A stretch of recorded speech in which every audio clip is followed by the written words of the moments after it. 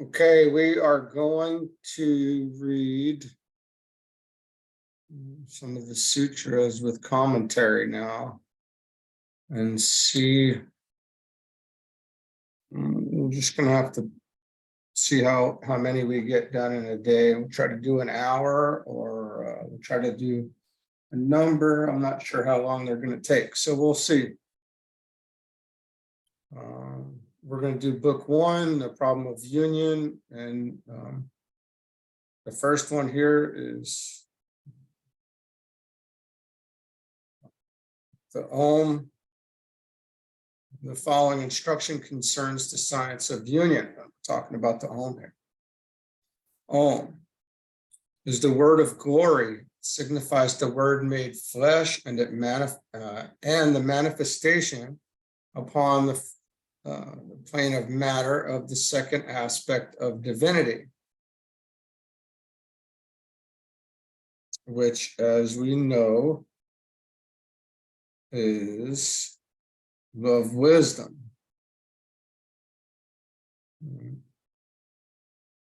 So it signifies the word made flesh and the manifestation upon the plane of matter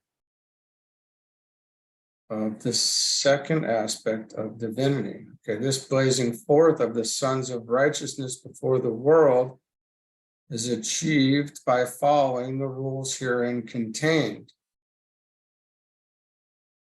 When all the sons of men have demonstrated that they are also sons of God, the cosmic Son of God will likewise shine forth with increased intensity of glory. The great initiate Paul had a vision of this when he said that the whole creation groaneth and travaileth in pain, waiting for the manifestation of the sons of God.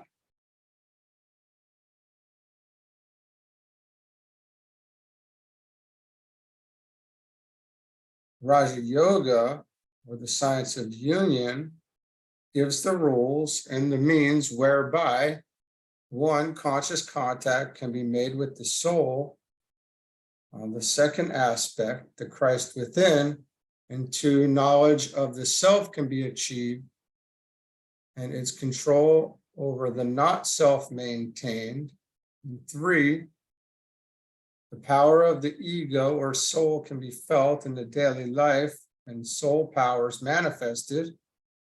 4, the lower psychic nature can be subdued and the higher psychic faculties demonstrated. 5, the brain can be brought in rapport with the soul and its messages received. 6, the light in the head can be increased so that a man becomes a living flame. And 7, the path can be found and man himself become that path. The following triplicities may be found of value to the student, especially if he remembers that it is the central column which contains the terms applicable to the soul or second aspect.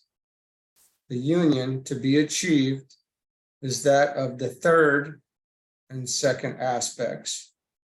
This is consummated at the third initiation. In Christian terminology, the transfiguration. A later synthesis is then effected between the united third and second aspects and the first. So this is a pretty big deal here, right? The first aspect we got, and this is not the greatest outline here, but we got spirit, soul, and body, the third aspect, soul being under the second aspect, if you can see that here. And then you got Father, Son, and Holy Ghost, monad, ego, and personality, the divine self, the higher self, and the lower self, and life, consciousness, form, energy, force, matter, and the presence the angel of the human being, and the presence.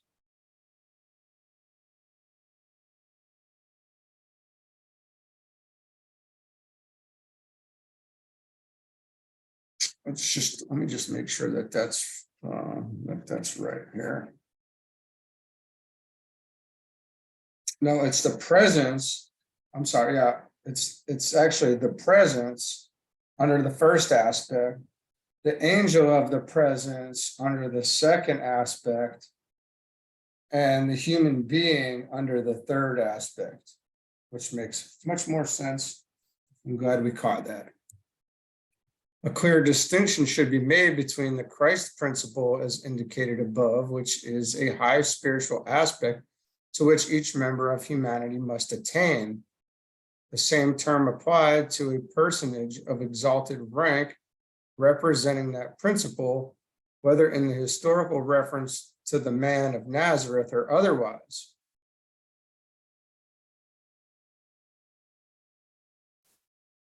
And these are very telling. This just little things here it's telling us a whole lot of about everything that we've heard coming from the world of spirituality or religion, essentially. This union or yoga is achieved through the subjugation of the psychic nature and the restraint of the chitta or mind. The follower after union has two things to do.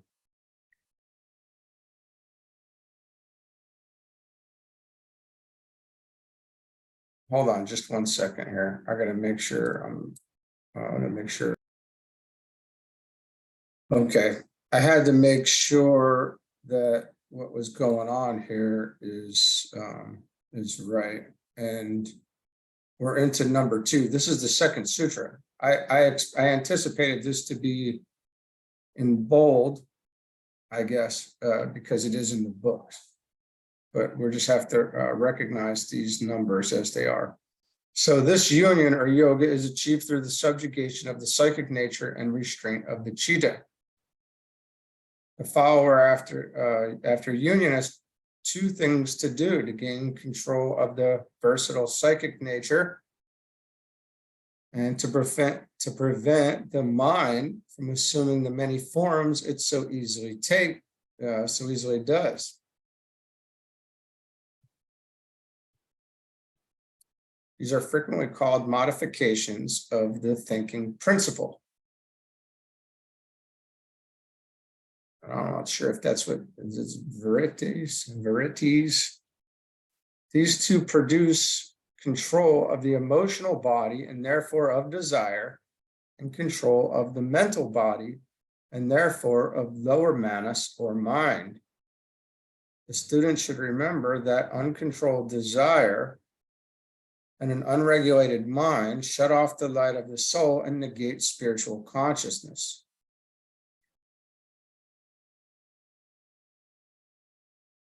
Union is impossible as long as the barriers exist, and the master therefore directs the attention of the student at the beginning of his instruction to the practical work to be done in liberating this light so that it may shine forth in a dark place on the physical plane.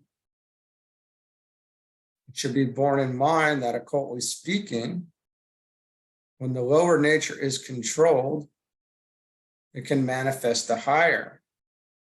When the second aspect of the lower personal self, the emotional body, is subjugated or transmuted, then the Christ light, the second aspect egoic, can be seen. Later, in its light, the monad, the Father, the One, will stand revealed. Equally, when the first aspect of the lower personal self, the mental body, is restrained, then the will aspect of the ego can be known, and through its activities, the purpose of the Logos himself will be cognized. There are certain lines of least resistance in the spiritual life, and along them, certain forces or energies are released.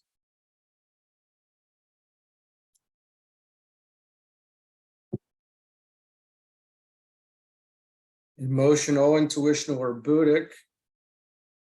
All right, I'm gonna look in the book here to make sure that we've got this right. All right, so it goes emotional, intuitional, or Buddhic, monadic, and to the heart of the aspirant. And then B, mental, spiritual or atmic, egoic, to the head of the aspirant. And these are the certain forces or energies as they're released. And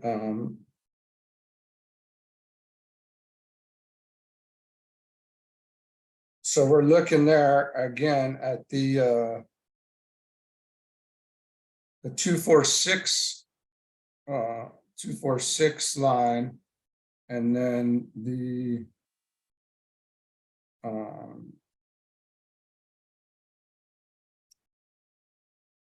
see here.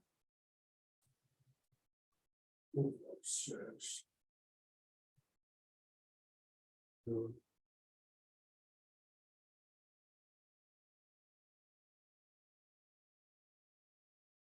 Yeah, and that's the 135. So we got the 246 and the 135. And those are the lines of least resistance. And I think it can even be said potentially, if we characterized it positive and negative, essentially.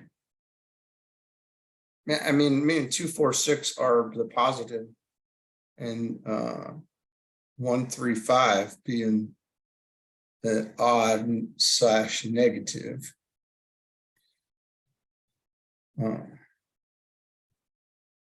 The student is therefore given the word of restraint or control as a key to all his endeavors.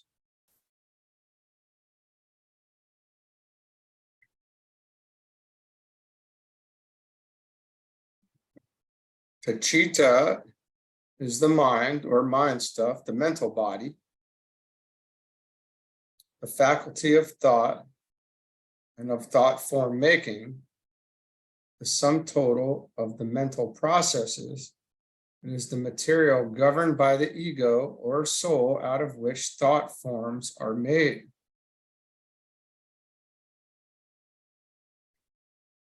The psychic nature is kama manas, which is desire mind, the emotional or astral body, tinged faintly with mind, and is the material clothing of all our desires and feelings. Thereby they are expressed.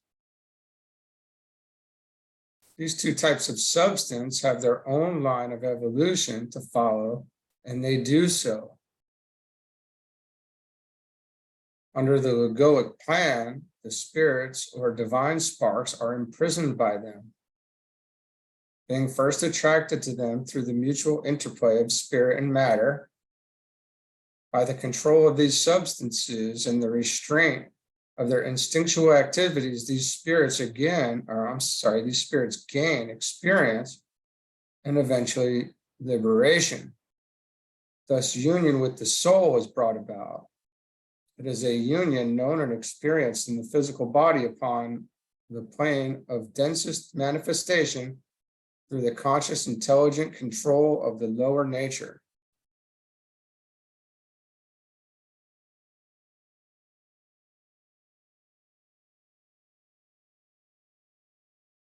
It's a union known and experienced in the physical body upon the plane. This is great. So 3.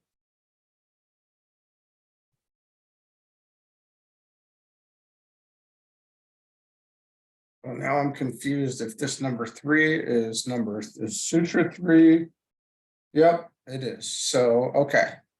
When this has been accomplished, the yogi knows himself as he is in reality. So really, we're talking about this conscious, intelligent control and alignment, I suppose you could say, alignment of the body, the emotions, and the mental nature. And this might be described in the following way: the man who knows the conditions and has fulfilled them as indicated in the preceding sutra. 1, sees the self, realizes the true nature of the soul, identifies himself with the inner reality and no longer with the concealing forms, dwells in the center and no longer upon the periphery, achieves spiritual consciousness, awakes to recognition of the God within. In these 3 verses, the method and the goal are described in clear and certain terms, and the way prepared for the more detailed instruction to follow.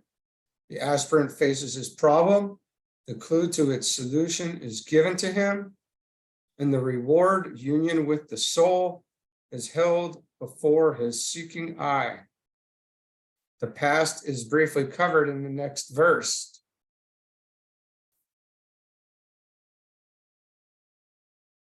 And now we're on to the 4th sutra. Up till now, the inner man has identified himself with his forms and with their active modifications. These forms are the modifications mentioned in the various translations, conveying the subtle truth concerning the infinite divisibility of the atom. These are the veiling sheaths and rapidly changing transformations which prevent the true nature of the soul becoming manifest.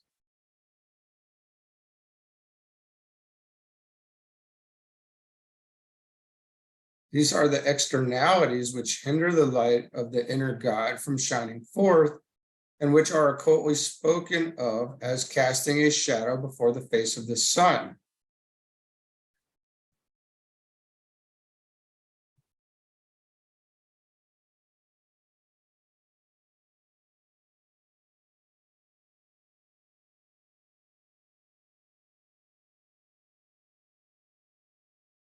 These are the veiling sheaths and rapidly changing transformations. So this is, this is, are we picking that up? We have to learn it. We have to control this. Is the best I could say, is what I'm thinking.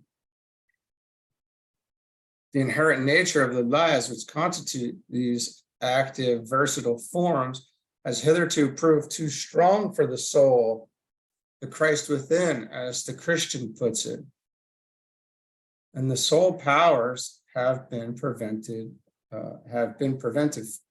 and the soul powers have been prevented full expression. And this Christ within is also, you could also call that Krishna.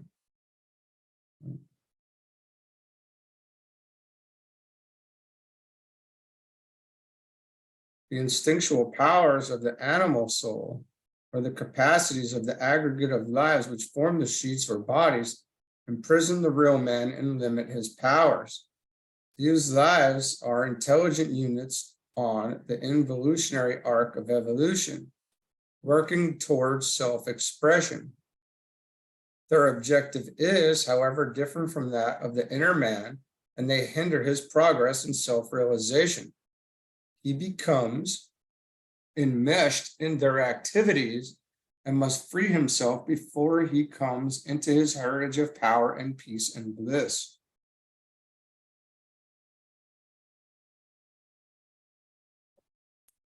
He cannot attain unto the measure of the stature of the fullness of the Christ until there are no modifications to be felt, until the forms are transformed, their activities quieted, and their restlessness stilled. I tell you, Ephesians 4, what a beautiful, it's a very pretty chapter. And Ephesians 1, all of those are very beautiful. I remember reading those quite a bit years ago. The student is urged to bear in mind the nature of this aspect of evolution, which is proceeding concurrently with his own.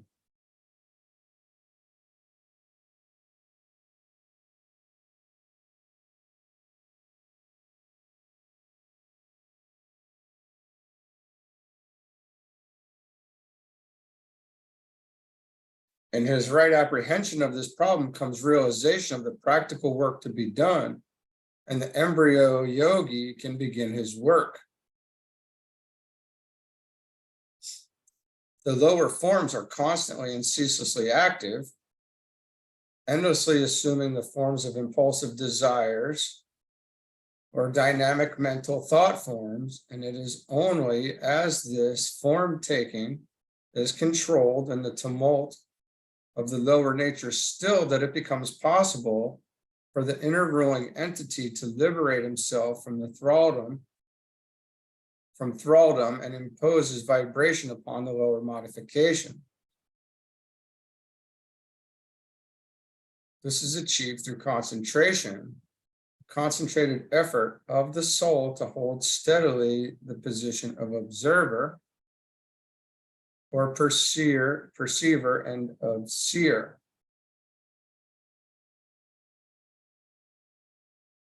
When he can do this, the lower spectacle of the rapidly changing forms of thought and desire fades away, and the realm of the soul, the true field of soul knowledge, can be seen and contacted. Now, if I may, just for a second, this position of the observer,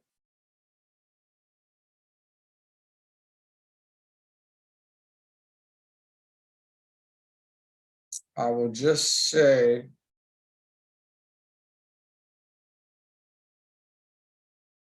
that a trick that I use is to look at the whole screen as one. Everything that we're looking at here, look at it as one. Don't look at the details. There's no need to get into the silly details of all of it. That's what we're talking about here. We can so simply get into every little thing, and there's not really a need for that. So once we're looking at the whole picture without getting into the details, we could hold that.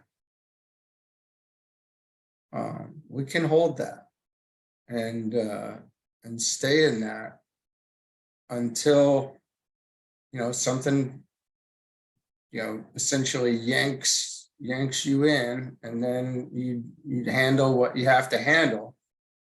And I want to say, just pick back up and go back to being the observer and viewing the whole thing, because there's these details.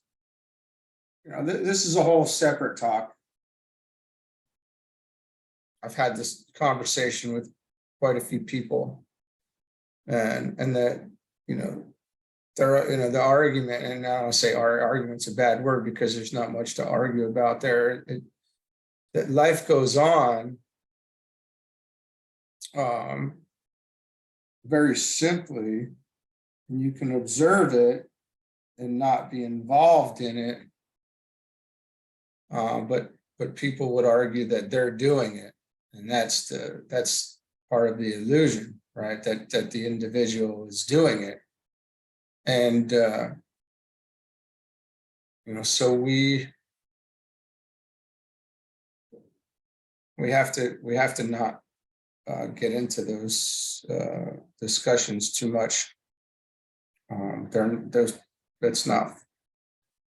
It's not something that can be easily explained to somebody. So anyway, look at the whole picture and don't go into the details. And then that kind of kills off this stuff that we're talking about. These magnetic attractions to things. And that's really what we're doing. We're extricating ourselves from the attachments. But in these books and the old teachings, we talk about attachments. And really, now we're looking at this in terms of energy and attraction and magnetism. And you can you can very much feel the magnetic pull of things drop off as we go. And then, it becomes easier to stay the observer longer as these things fall away, because there's nothing pulling you back in. And then where it goes from there, I don't know. We'll see. So the mind states are 5. This is the 5th sutra. The mind states are 5 and are subject to pleasure or pain. They are painful or not painful. In the original, the word pleasure does not occur. Okay. So in the, I guess as is written, the thought conveyed is more technical and is usually translated as not painful. Nevertheless, the underlying thought is the hindrance to realization caused by the pairs of opposites.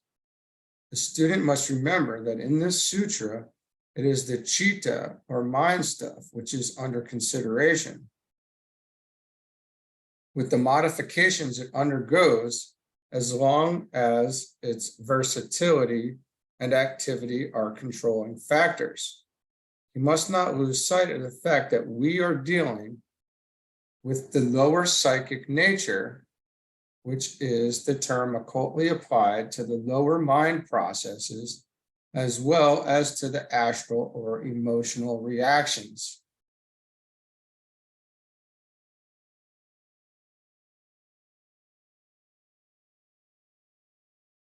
All activity in the lower nature is the result of kama manas, or of mind tinged with feeling, of the desire will of the lower man. The goal of the Raja Yoga system is that these impulses should be replaced by the considered intelligent action of the soul or spiritual man, whose nature is love, whose acts are wise, occultly understood, and whose motive is group development. Therefore, that reaction called pain must be transcended, and likewise that term pleasure, for both of these are dependent upon identification with form.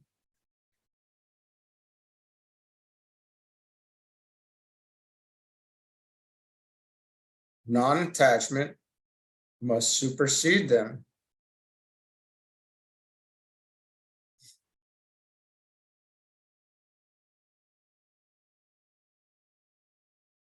And this is and I think of a very, as a Libra, I think of the Libra statement that says, I choose the way that leads between the two great lines of force.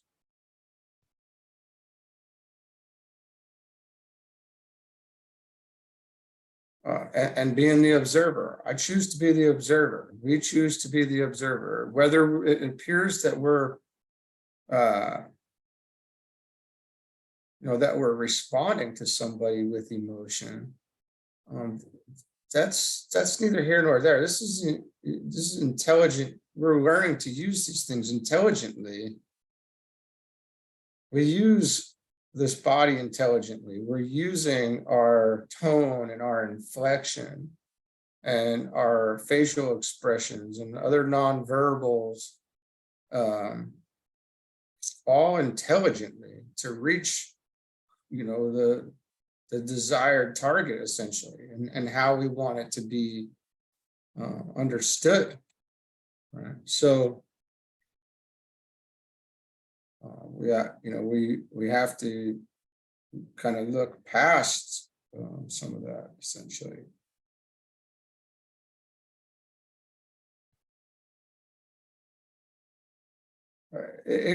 Not to say, because, and I'm saying we're using these things intelligently now. As the observer, you're still acting. You're still part of the story. You're still playing the game. It's not, but it's just happening. You're watching it unravel, and it's being done in a different from a different perspective.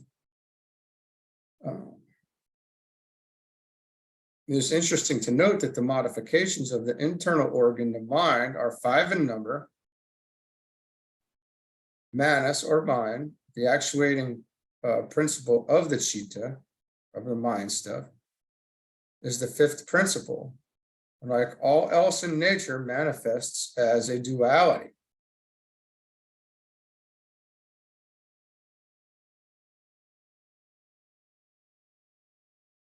This duality is lower concrete mind demonstrating as the activity of the mental body, and the abstract mind demonstrating as the lowest aspect of the ego.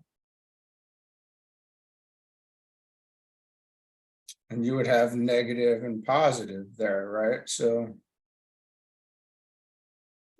in the microcosm, man, this duality becomes a triple modification upon the mental plane. And in these 3, we have in miniature a picture of the macrocosmic manifestation. These 3 are the mental permanent atom, the lowest aspect of the spiritual triad or of the soul. And 2, the egoic body, the causal body, or the Karana Sarira. 3, the mental body, the highest aspect of the lower personal self.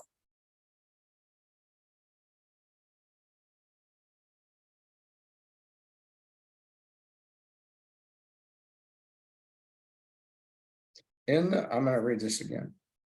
In the microcosm, man, this duality becomes a triple modification upon the mental plane. And in these 3, we have in miniature a picture of the macrocosmic manifestation. These 3 are the mental permanent atom, which sits at the very top, obviously, of the plane of the chart on the chart. If we have the 7 subplanes, the mental permanent atom is on the first.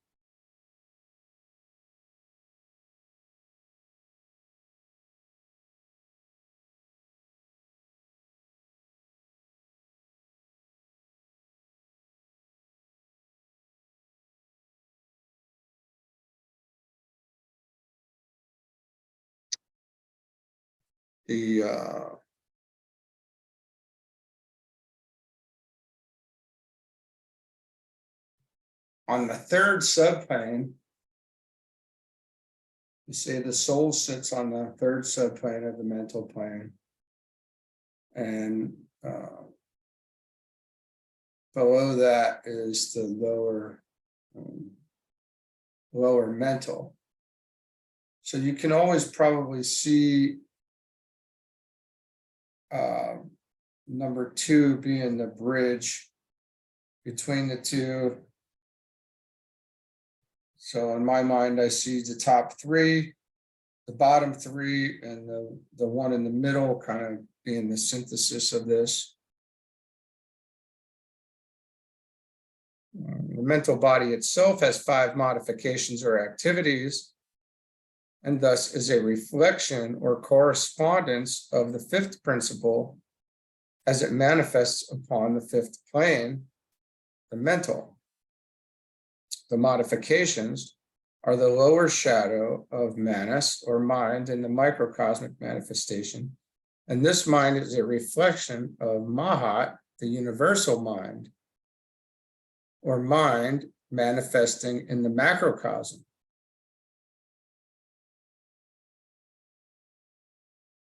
This is a great mystery, but will reveal itself to the man who overcomes the 5 modifications of the lower mind, who through non-attachment to the lower identifies himself with the higher, and who thus solves the mystery of the Makara and treads the way of the Kumaras.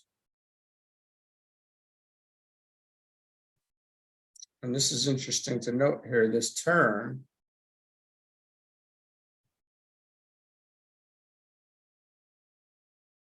Michael Robbins' website and the Moria Federation's website is called makara.com, I believe.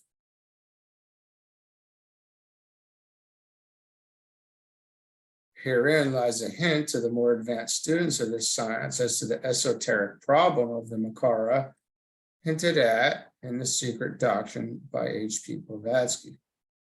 So this is a great mystery, but will reveal itself to the man who overcomes the 5 modifications of the world mind, who through non-attachment to the lower identifies himself with the higher, and who thus solves the mystery of the Makara and trades the way of the Kumaras. Makara and Kumara.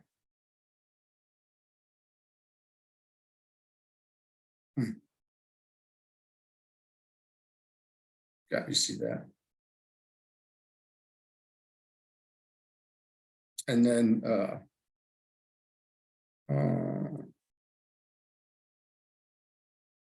it's a reflection of Mahat, which is the universal mind. The mind manifesting it in the macrocosm. And it's told to us that, you know, everything's a reflection of a reflection of a reflection, all the way down.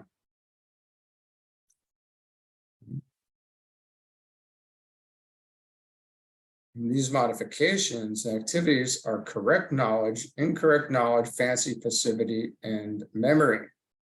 This is the 6th sutra, I believe, that we're getting into here. Yes. There exists a vast field of knowledge which the seer must cognize at some time or another. It is generally conceded among occult psychologists that there are 3 modes of apprehension.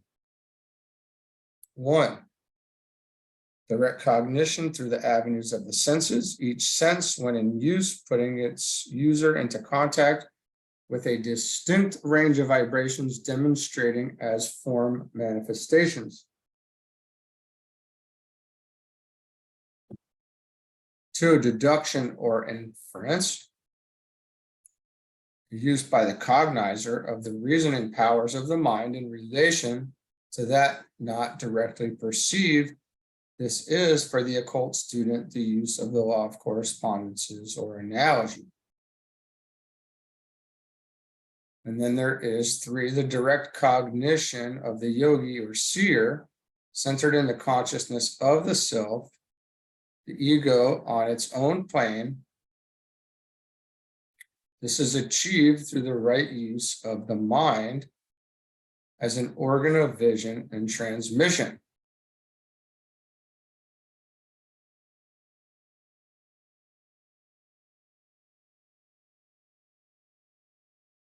The seer is pure knowledge.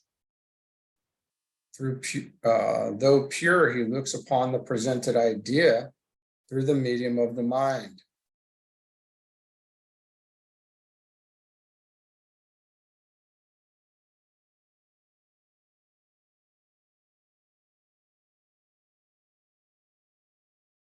Deduction is not a sure method of ascertaining knowledge, and the other modifications refer primarily to the wrong use of the image-making faculty or imagination, to the self-induced passivity of the mind, a condition of semi-trance, and to the retention of thought forms within the mental aura through the use of the memory. Each of these is now dealt with in a separate sutra by Patanjali. So this deduction or inference used by the cognizer of the reasoning powers of the mind in relation to that not directly perceived is also, can be considered the law of correspondences, is not a sure method of ascertaining knowledge.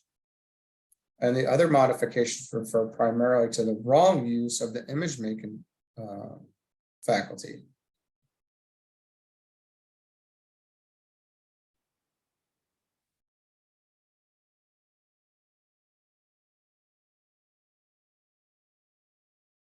It is generally conceded among occult psychologists that there are three modes of apprehension.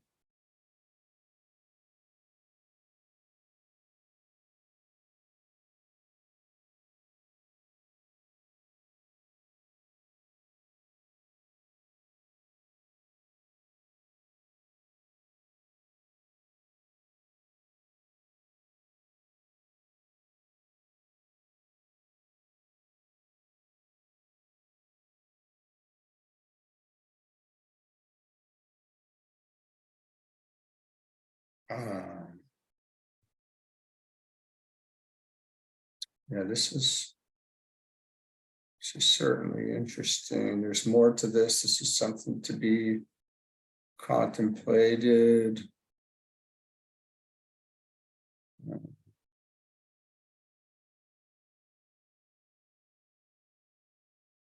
And this seer is pure knowledge. So this is achieved through the right use of the mind as an organ. So this is the correct.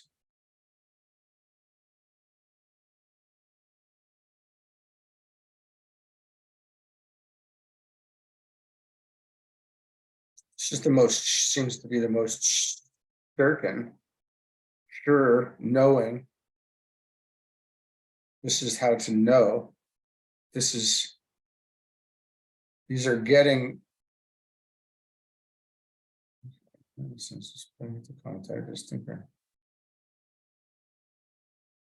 Direct cognition through the avenue of the senses, each sense. Okay.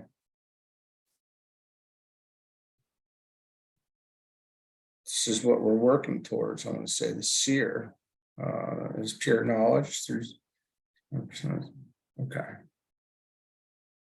Deduction is not a sure method of ascertaining knowledge, and the other modifications refer primarily to the wrong use of the image-making faculty, to the self-induced passivity of the mind, a condition of semi-trance, to the retention of thought from mental or use of memory.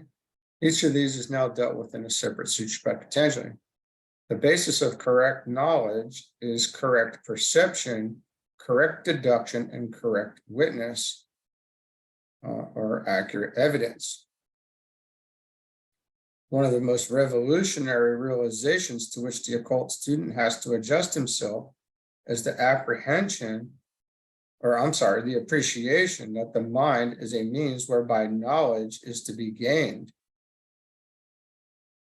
In the West, the idea has mostly been held that the mind is that part of the human mechanism which utilizes knowledge. The process of turning things over in the mind, of striving to solve problems by hard mental labor, has no part ultimately in the unfoldment of the soul. It is only a preliminary stage and has to be superseded by a different method. And it seems like there's some hinting towards evocation there as well. The student of Raja Yoga has to realize that the mind is intended to be an organ of perception. Only thus will he arrive at a right understanding of this science. The process to be followed in relation to the mind might be described somewhat as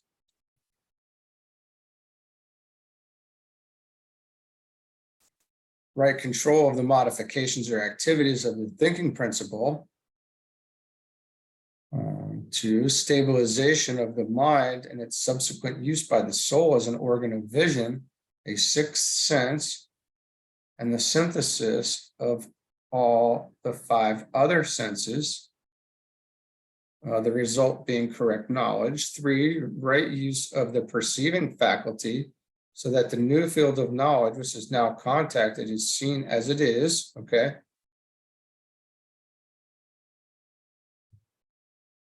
And that which is perceived is rightly interpreted through the subsequent ascent of the intuition and the reasoning.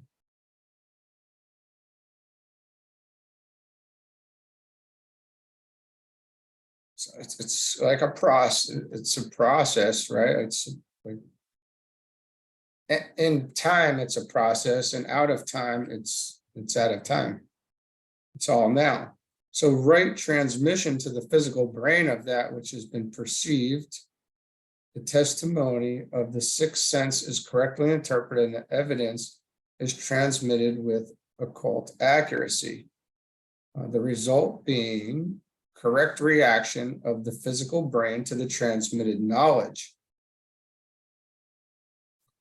When the process is studied and followed, the man on the physical plane becomes increasingly aware of the things of the soul and the mysteries of the soul realm or the kingdom of God.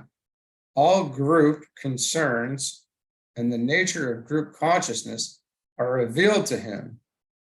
It will be noted that these rules are even now regarded somewhat as essential premises where all accurate testimony is under consideration in world affairs.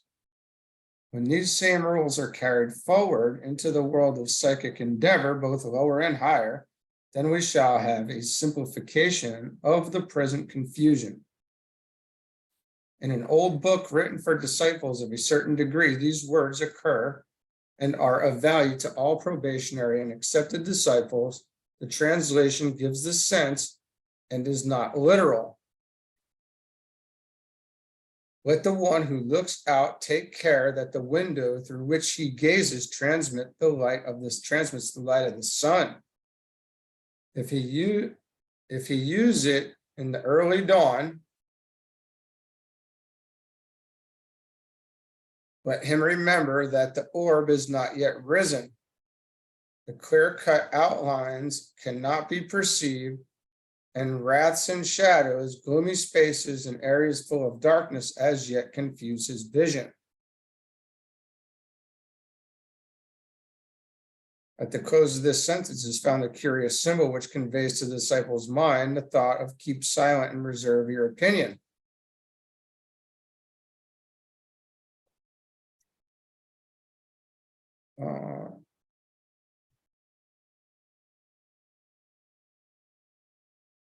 And so this is much deeper than what it's saying here. You know, if the sun has risen on your life, essentially, if you're walking in the light of day, or if you're he hinted at it with the use of the words probationary and accepted disciples, right? He didn't say initiates. This is the early dawn of his endeavor.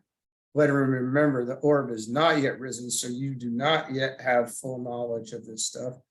The clear-cut outlines cannot be perceived as yet, and these gloomy spaces and shadows confuse our vision. So at the close of this sentence is found a curious symbol, all right, which conveys to the disciple's mind the thought of keep silent and reserve your opinion. You know, and those are great words. I generally just say we have to withhold judgment, and that's. I want to say it's saying the same. I'm saying the same thing in a sense. Incorrect. All right. So then we're moving on to the 8th sutra here. Incorrect knowledge is based upon perception of the form and not upon the state of being.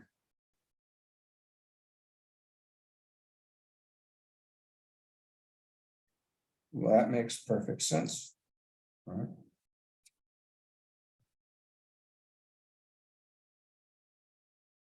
I think we're going to call it there for today. We'll do 7 today, 7 sutras. And brought us up to page 18 in the book. And there's a lot to think about there. There's no need to rush these things. I mean, we are absorbing, but we still want to give these things time to settle a bit, right? All right, we'll hit it again. We'll be back at it again tomorrow. Have a good one.